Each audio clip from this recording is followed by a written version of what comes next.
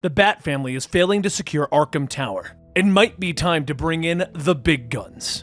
You have found yourself on a bizarre side of YouTube, where reality meets fiction, where your stories are read back to you in a dramatic fashion, where I get to pretend to be a voice actor. This is Comicstorian, and we take the time to make you a comic expert by filling you in on the big moments happening within the world of comic books. We cut out the B-plots, limit our panel usage, and we prevent copyright problems this way, allowing you to have something to read for yourself as well. I recommend going to your local comic book store and starting your own collection, or you can use one of our sponsors, Shortboxed. Click the link down below to learn how to win yourself a graded comic book and discover the world of collectible comics. Shadow of the Bat is a storyline in which the Arkham Asylum patients have been moved into a new facility dubbed Arkham Tower in the middle of Gotham. All of the inmates seemingly have been on their best behavior, but the members of the Bat family found this whole arrangement odd. Huntress went undercover as a patient of the tower, while Batwoman pretended to be a doctor and Nightwing pretended to be a janitor. The idea was that they would figure out what's going on under the seams of Arkham Tower. What they discovered was that the warden had Psycho Pirate forcing the thoughts of happiness onto all of the patients. And when a gang known as the Party Crashers attacked the facility, well, Psycho Pirate lost his control and all of the inmates have turned against their captors.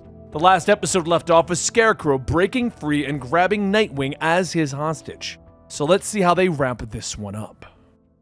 With Scarecrow making his presence known to those in Arkham Tower, he lets his fear toxin seep into the air and slowly gain control of those in charge. He tells the inmates and the Party Crashers that they need to find everyone in the building. The Bat family never works alone. Not for something like this. Find them, bring them all here, and then I shall make my call to Nakano. The Scarecrow is right. There are more of the Bat family lingering around the building. After taking down Mr. Freeze and grabbing his gun, Huntress is still on the search for Nightwing. On the lower level, Stephanie Brown is trying to quietly get the majority of the patients out to safety.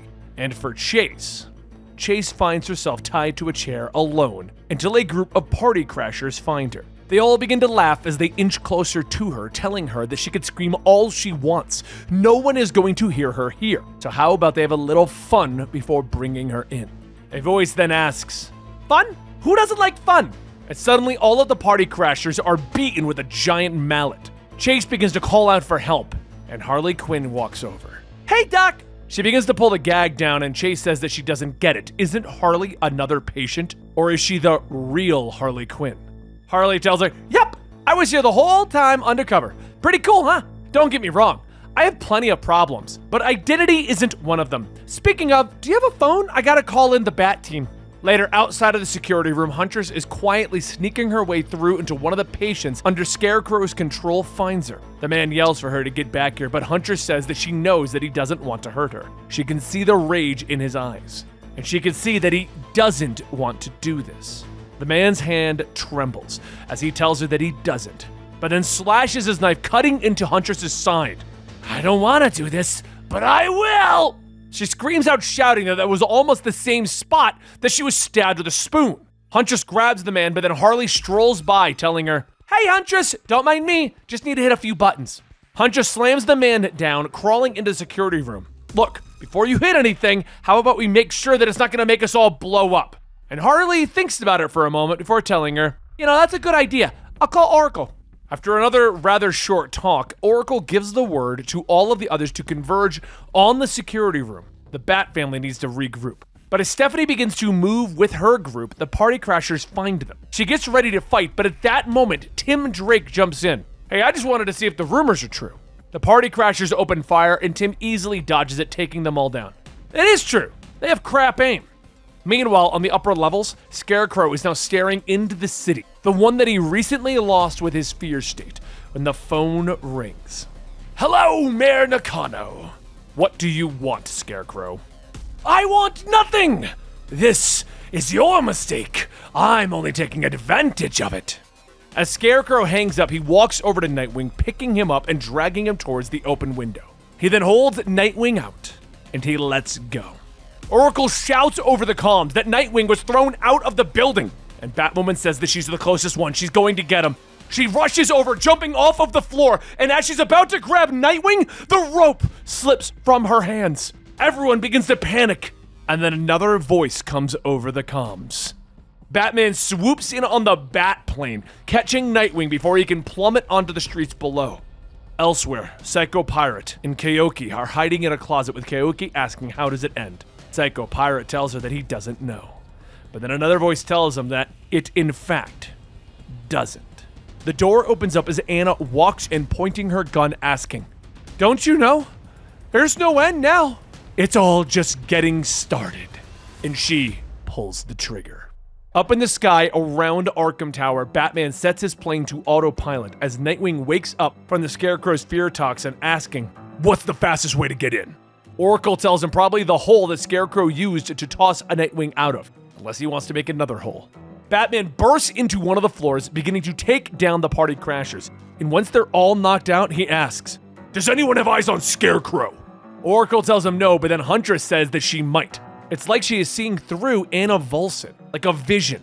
She's with Scarecrow? They're somewhere dark, but if she is seeing this means that they're ready to kill. Down in the basement, Stephanie Brown helps lead her patients when she spots a group of Penguin's thugs making their way into the building looking for Ware's drugs. She and Tim get ready to jump down, but as they spot them first, one of the thugs shoots Stephanie with a shock rifle. Tim springs into action, taking the man down, but just as the others get ready to join in, Batwoman breaks through the window to assist. Up above, Batman takes down some of the Penguin's men and reports the top 3 floors are clear. Again, who has eyes on Scarecrow? Huntress tells him that there are hostages in the basement. Psycho Pirate and Keoki. Anna Volson is down there too, but Scarecrow is gone. And to make things worse, Psycho Pirate's Medusa mask is gone, and Anna doesn't have it. Down below, Anna leans in close to Psycho Pirate, telling him that it must be hard to control people with no mask and a bullet in his shoulder. Huh. Hey, do you know how I got these cuts on my face? Men gave them to me. Men who wanted to control me. I started to cut myself after that, first to punish myself for my weakness, and then I realized that it was only another manifestation of their control over me. That's when I started to hurt them. She lifts her scissors into the air, but before she can slam them down, Huntress grabs her from behind, tackling her to the ground. As the two begin to fight, Keoki grabs Psycho Pirate, telling him that he needs to wake up. Wake up! Come on! Tell them to stop! Psycho Pirate tells her that he can't. He doesn't have the strength of the mask. He's lost too much blood, and he might be able to get them out of here, but they need to leave now. Keoki tells him no, she isn't running. If she does, this fear will follow her and him too. He said he made a mistake. Now that horrible creature has his mask. This is his fight to finish.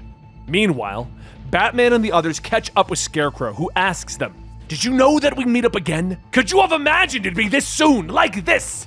Batman tells him that he doesn't imagine things. He just draws the line that people can't cross. Scarecrow holds up the Medusa mask. "I think on this day, you're going to see more than a line. On this day, you'll feel fear." He puts on the mask and begins to release his toxin, but Psycho Pirate tells him no. He doesn't feel fear. He feels confusion. For a brief moment, Scarecrow struggles to turn, asking, What are you doing?" And Orphan takes the chance to kick the mask off of Scarecrow. It slides across the tile floor, but as Huntress tries to get it, more of Penguin's men appear, and they open fire at her. With all of the fighting, there's only one person who people didn't realize was next to the mask. Keoki. Keoki takes the mask, looking at everyone, telling them, "No more. No more using this mask to influence people." He grabs the mask, allowing Batman and the others to secure the area and take down Scarecrow, the party crashers, and the small group of Penguin's men. The next day, Mayor Nakano puts out a press statement explaining the events of what happened. While there is an extensive investigation into his own office, he would like to report that Dr. Tobias Ware was, in fact, the real Dr. Ware. Using forged documents, Ware managed to assume the role of the late Dr. Ware in an attempt to con money out of the mayor's office. But while Nakano handles the media, there's a few unresolved issues, notably Penguin's men. After getting a tip on Psycho Pirate's location, Penguin's men begin to kick in the doors at a motel, looking until they finally found him. One goon gets close, stating, "Don't do anything stupid. But before he could get in, Orphan launches herself into the back of one of the hired men, kicking him in the shin. Another one looks around asking what was the scream, and this one turns to see Spoiler knocking her out. Inside of the room, the man with the gun creeps in asking what is going on. Come on, this is weird. Psycho Pirate throws himself forward, grabbing the man's gun, but as the man tries to fight back, he grabs the mask and pulls. But as he does, he realizes that it's just a plastic mask. And Batman pulls off the costume, punching the man. Surprise! Later, Batman heads out to find Psycho Pirate. He finds him out there, out of costume, trying to keep a low profile, so he jumps down asking, "Where are you going next? Are you going back into hiding? Because I have another option for you." But as Batman is beginning to move into a different direction with Psycho Pirate, things are slowly going back to normal, or at least what's normal for Gotham. That is until a radio station begins to pop up randomly. You see, it's a mysterious channel, and the host tells everyone that he would like to introduce himself for those who are just tuning in.